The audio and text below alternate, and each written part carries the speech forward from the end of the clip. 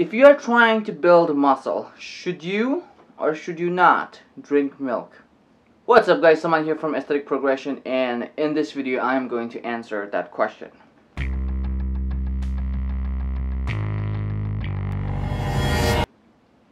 Now when it comes to milk, there are a lot of people that would say, especially if you're not trying to gain fat in the process, people will say, okay, stay the hell out of milk. Is it true? The answer is absolutely not. Okay, and before you guys start typing all those comments and just because I said you should be drinking milk, please bear with me a few minutes and watch this video to listen to what I have to say to you guys.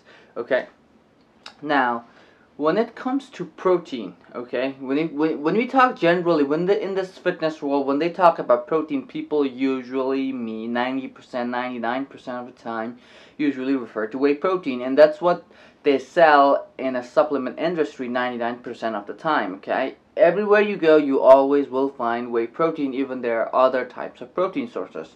Now, when it comes to milk, milk basically has two main sources of protein: whey protein as well as casein protein. There is like about 15-20% of whey protein, and the rest is going to be most of the casein protein. Now, the difference between whey protein and casein protein is the rate of digestion. Okay, just like there is simple carbohydrates, or fast digesting carbs and slow digesting carbs, protein also has slow digesting protein, which is the casein, as well as fast digesting protein, which is the whey. Now, because of its fast digesting nature, people really promote and like whey protein. Okay, and that's what it's pushed so much in the supplement industry. But just because it is slow digesting, does it mean it's bad or not effective? No, you just have to take it for what it is. It is just slow digesting. Okay, so what I meant to say is, okay, so everyone knows post-workout window of opportunity. Does it exist? Technically, yes. Okay, but this video is not about that. So, a lot of people, to capitalize the window of opportunity, okay, people try to get whey protein into the system so that it's digested as fast as possible. So that is the most easiest way to do, to consume whey protein, just because of its nature of fast digestion. But casein protein, on the other hand, is just as effective as whey as long as you take beforehand. So if you are taking the casein protein, 2 hours, 3 hours before your workout, it will have enough time to digest well in your system, and you get absorbed, along with your glycogen in your muscles, in your system, for optimal recovery. Okay, so after its breakdown, whey protein and casein protein, they do the same thing. Now, why would you choose a slow digesting protein over fast digesting protein if it does the same thing, right? That's common sense, and that's probably what a lot of people are thinking. But the difference between your slow digesting protein is that when you are consuming slow digesting protein, you don't feel hungry a lot of times. And what happens when you don't feel hungry a lot of times, obviously you'll eat less, and that will kind of help you if you're trying to lose that body fat. Okay, so that's one advantage why you should be using casein protein. Okay, another advantage of casein, I'm not really talking this video about casein protein, but what I'm actually talking about is milk. So I'm jumping into the milk topic again. So when you are drinking milk, you get best of both worlds, right? You get whey protein, you get casein protein. But the good thing about drinking milk is that it's economical. Okay, that's one of the very key points why I like to drink milk. Okay, it's much more economical than any protein source you buy on the market. The cheapest protein, that I can find is about like 25 bucks out there with tax and everything. And a gallon of milk will cost you, where I live especially, it's going to cost you a little less than $2.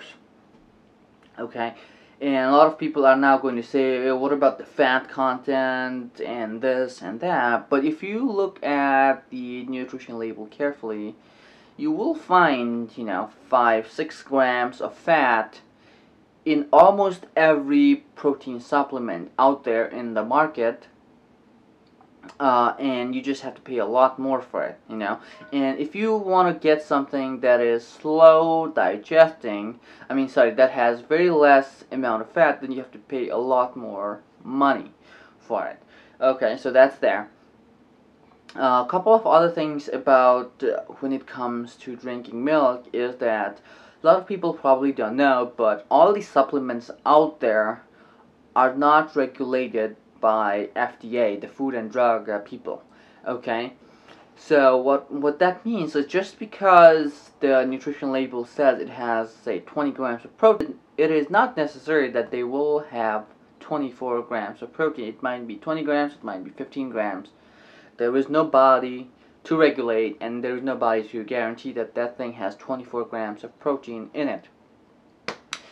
Also, when you take these kind of supplements, there's always the risk that there are banned substances mixed in those products, and it's not like I'm making it up for myself, but there are a lot of supplements that have been shown to find, shown to have traces of anabolic steroids and everything that is banned.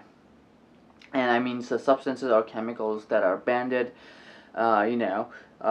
so you have the danger of finding those kind of products in the supplements. So that's another, a good thing about getting your protein from food, meat, eggs, and something like along the lines of milk, is that it is very, very strictly controlled, at least when it's compared to your regular over-the-counter supplement.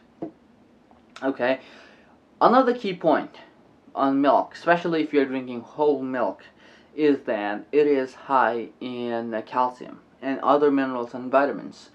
The reason why I'm saying calcium is because just like your bones, just like your muscles, they kind of like tear and then repair.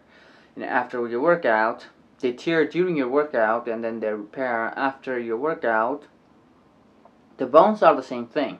Bones also degenerate, and it has to be regenerated, and calcium helps to do that. So that's one of those reasons why I think you should be drinking milk, because it have all the good stuff that you can get from drinking protein and many more. But the supplement industry, again, is a multi-billion-dollar industry, and it has been pushed a lot. Okay, people that have sponsors, athletes that are sponsored to talk good about it, athletes that we follow, when they tell something good, people actually blindly tend to follow them and use the products. But you do have to be careful on, if somebody says you have to drink whey protein, or whey protein is good for you, to say yes or no, you have to kind of like dig a little bit deeper, and then think about where you are getting the information from. Are you getting an information from a research? Did you find it out, because you experimented on your own?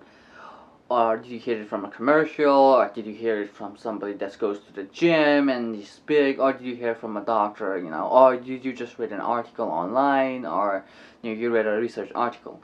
So you do have to be careful on those kind of things before, you say, oh, this works and this is the only way, or no, it doesn't work, it's absolutely not the way. So you have to be careful on that. But anyways, if you're trying to build muscle and lose fat, milk is your friend. So drink at least a couple of glasses of milk every day, just like your mom told you. Have a great day. Take care.